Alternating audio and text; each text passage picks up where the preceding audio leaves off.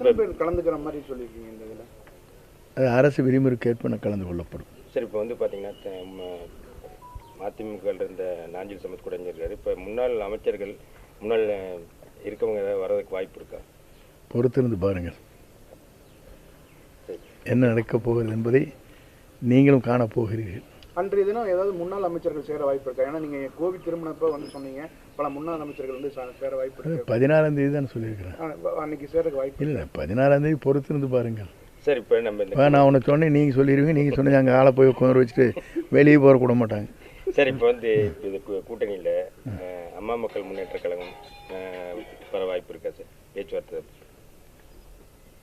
ஒவ்வொரு இயக்கங்களும் தன்னுடைய கொள்கை ரீதியாக தங்கள் பயணங்களை மேற்கொண்டிருக்கிறார்கள்.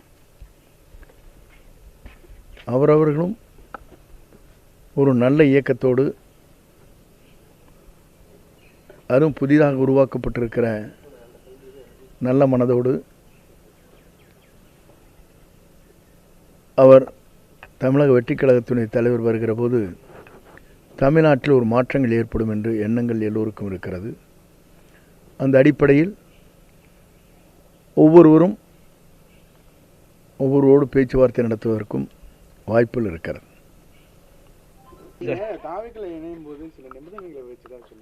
அதெல்லாம் தவறான தகவல். என்னை பொறுத்தவரை எந்த நிபந்தனையும் வைக்கவில்லை.